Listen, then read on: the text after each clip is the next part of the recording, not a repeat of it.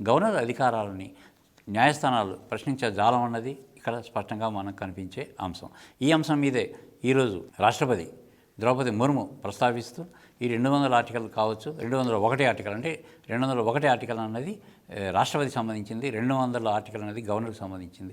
ఈ 2 ఆర్టికల్స్ మీద కూడా న్యాయస్థానం ప్రశ్నించడం ఎంతవరకు సమంజసం అనేది నేరుగా ప్రశ్నించి దీనిపైన గవర్నర్ తీవ్రమైన వ్యాఖ్యలు కూడా చేయడం జరిగింది.